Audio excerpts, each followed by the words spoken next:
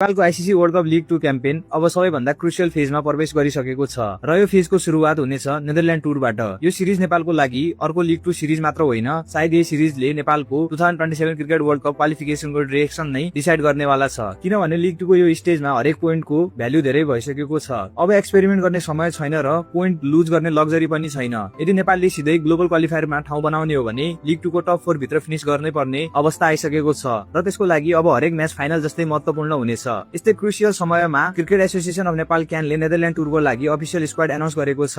League 2 सुरु हुनुभन्दा अगाडि नेपालले जर्सीसँग 2 वटा वन डे म्याचेसहरू खेल्नेछ। यो सिरिज वार्म अप मात्र होइन, युरोपियन कन्डिसनमा एडजस्ट हुन र बेस्ट प्लेइङ 11 फाइनलाइज गर्ने नेपालको लागि यो एकदम इम्पोर्टेन्ट अपर्चुनिटी हो। आजको यो भिडियोमा हामी स्क्वाडको कम्प्लिट एनालाइसिस गर्नेछौँ, की प्लेयर्सको फर्म हेर्नेछौँ र किन यो टुर नेपालको लागि सिजनको सबैभन्दा ठूलो च्यालेन्ज हो भन्ने कुरा पनि बुझ्नेछौँ। स्क्वाड हेर्दा सबैभन्दा पोजिटिभ कुरा के देखिन्छ भने क्यानले कन्टिन्युटीलाई प्रायोरिटी दिएको छ। नेपालले युएई, ओमान, युएसए र स्कटल्यान्डसँग लिग 2 मा कम्पिटेटिभ क्रिकेट खेलेको थियो। रिजल्ट सबै म्याचमा पर्फेक्ट त भएन, तर टिमले राम्रो पर्फर्मेन्स गर्दै भ्यालुएबल पोइन्ट्स कलेक्ट गर्न सफल भएको थियो। त्यसैले कोचिङ स्टाफ्सहरूले सक्सेसफुल कम्बिनेसनलाई कन्टिन्यू गरेको देखिन्छ। लिग 2 को यस्तो क्रुसियल फेजमा नयाँ प्लेयर्स टेस्ट गर्नुभन्दा पहिला ट्रस्ट जितेर पर्फर्मेन्स देखाइसकेका प्लेयर्सहरूलाई कन्टिन्युटी दिनु नै प्र्याक्टिकल डिसिजन हो।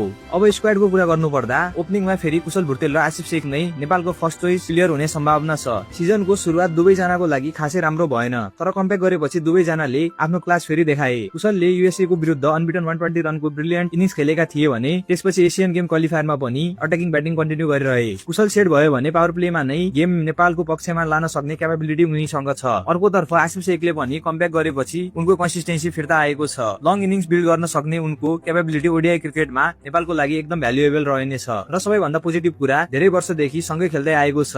अन्डरस्ट्यान्डिङ, कम्युनिकेसन र एक्सपिरियन्सको हिसाबले नेपालको सबैभन्दा ट्रस्टेड ओपनिङ कम्बिनेसन यही नै हो। नम्बर 3 को लागि ईशान पाण्डे नै अहिले फर्स्ट चोइस देखिन्छन्। युएसए र स्कटल्यान्ड सिरिजमा 55, 84 र अनबिटन 20 रन बनाएर उनले आफ्नो कन्सिस्टेन्सी प्रुभ गरिसकेका छन्। प्रेसर एब्जर्भ गर्ने र इनिङ्स बिल्ड गर्ने स्टाइलले उनको यो पोजिसनमा आफ्नो काम मजबुत बनाइसकेका छन्। भीम सार्की पनि स्क्वाडमा रहेका छन्, तर प्लेइङ 11 मा नवलन र एक्सपिरियन्स ब्याकअपको रूपमा उनको रोल अझै इम्पोर्टेन्ट हुने रहनेछ।